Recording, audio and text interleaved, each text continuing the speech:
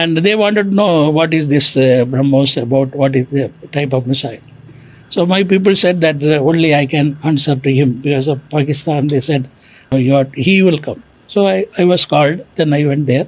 So he asked, I said, yes, this is a supersonic cruise missile and it has got a capability to go Mach 3 and very accurate. We have done the test. You see the film, I showed the film. So he saw everything. He was very much fascinated.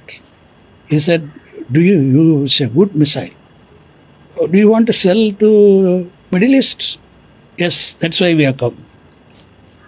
I say, if you are going to sell to Middle East, will you sell it to Pakistan?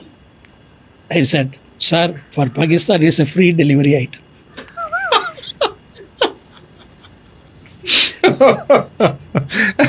and immediately his face changed. We did not expect this answer.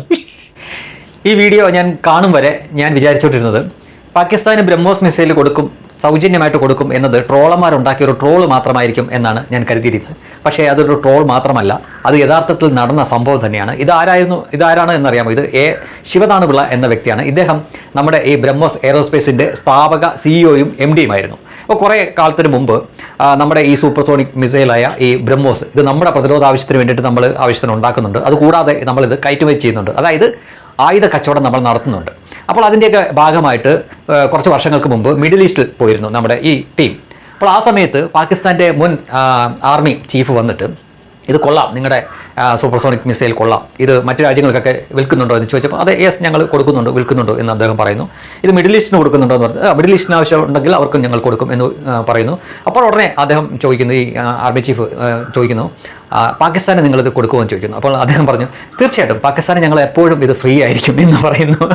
അപ്പോൾ ശരിക്കും ഈ video കാണും വരെ ഞാനും കരുതിയിരുന്നത് ഇത് India Pakistan സംഘർഷമൊക്കെ ഉണ്ടായ സമയത്ത് ട്രോളന്മാർ ഉണ്ടാക്കിയ ഒരു ട്രോള് മാത്രമായിരിക്കും, ഇത് പാകിസ്ഥാന് നമ്മൾ ഫ്രീ ആയിട്ട് കൊടുക്കും എന്നതൊരു ട്രോള് മാത്രമായിരിക്കും എന്നാണ് കരുതിയത്. പക്ഷേ അതൊരു ട്രോള് മാത്രമല്ല, യഥാർത്ഥ ജീവിതത്തിൽ നടന്നതാണ്. അതിനുശേഷം ആ പാകിസ്ഥാൻ ആർമി ചീഫിൻ്റെ മുഖത്തെ ഭാവമൊക്കെ നമുക്ക് ഊഹിക്കാവുന്നതേ ഉള്ളൂ. തീർച്ചയായിട്ടും അത് അവിടെ സംഭവിച്ചു കഴിഞ്ഞു.